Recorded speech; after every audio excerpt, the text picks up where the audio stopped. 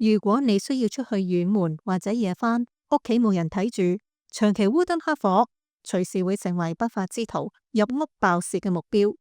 今集我會同大家分享一個實用嘅電路設計，用空城計策略製造入黑之後屋企有人嘅假象。你仲可以免費獲得參考電路圖，請睇到呢段片嘅最後去了解翻詳情。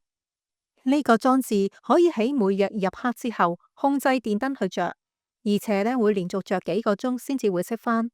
咁就可以模擬夜間屋內有人活動，直到瞓覺嘅時間先至會熄燈。要設計一個電路係唔容易㗎，我哋需要花唔少嘅時間同埋功夫。喺繼續睇落去之前，請你點讚同埋訂閱我哋呢個頻道，你嘅小小嘅動作係對我哋大大嘅鼓勵，多謝。跟住落嚟，我哋去了解下電路嘅運作同埋特色。電路可以分為光度感應、計時器同埋電燈控制部分。成個電路我哋唔需要用到編程，使用嘅零件唔多，裝置好簡單，淨係需要連接普通嘅交流燈膽就可以去用。以下會扼要去講述各個電路部分嘅運作原理。光度感應電路不斷檢測室外光度，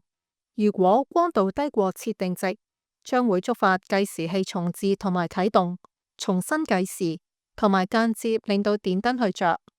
組成呢個部分嘅零件主要有光敏電阻、可變電阻同埋比較器。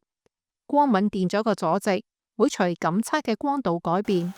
所檢測嘅光度越多，電阻值會越細。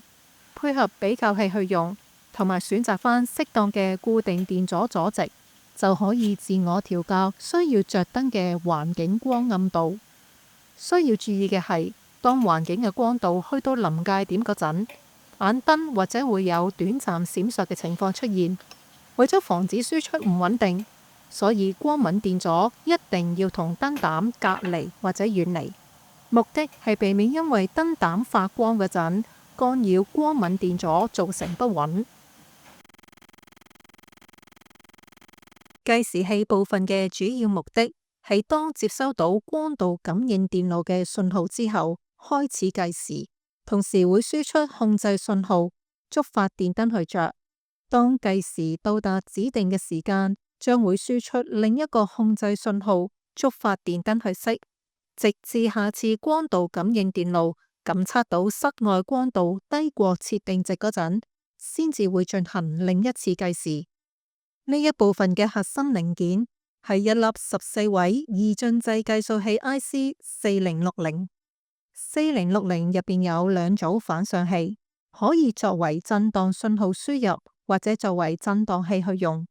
IC4060嘅原意係只需要按照產品規格手冊嘅指示連接所需要嘅零件，就可以產生需要嘅計數脈波。但係我哋嘅裝置設計唔按照一般嘅功能去用，而係好巧妙咁樣利用內部震盪器嘅輸出，用作控制電燈嘅開同埋關。所以另外會用到 NAND gate 去建構震盪器，將震盪器輸出信號輸入到計數器內部震盪電路輸入腳位。NAND gate 震盪器輸出頻率大約係0.5 Hz。預設當計數嘅時間經過大約4個半鐘，就會控制電燈去熄。你亦都可以按照需要自行調整震盪器頻率同埋計數嘅時間。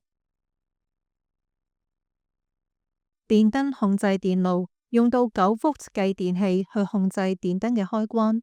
當計數器開始計時，內部震盪器輸出方波，經過濾波同埋電流放大之後，繼電器接合，控制電燈去着，同時指示燈亦都會着。當到達計數時間，內部震盪器唔再輸出，繼電器唔再觸發，另一邊嘅電燈電路形成開路，所以電燈就會熄啦。最後需要注意嘅係，我哋所示範嘅裝置用到9V 電源適配器供電俾繼電器去工作，所以需要使用穩壓器提供穩定5V 工作電壓俾計數器、邏輯電路同埋比較器。另外，我哋亦都喺電燈電路接上保險絲，用嚟做保護。以上簡單介紹咗呢一個裝置嘅電路設計，希望呢個構思可以帶俾你啟發。如果你有興趣獲得完整嘅參考電路圖，請完成以下兩個步驟：第一，讚好呢一段片；第二，喺留言區留言想要參考電路圖，同埋俾一個頻道改進建議，又或者你希望日後我哋呢個頻道可以提供嘅影片內容。今集就到此為止。如果你對內容有任何嘅問題同埋建議，歡迎話俾我哋聽。希望創科小淘氣頻道可以同你一齊進步。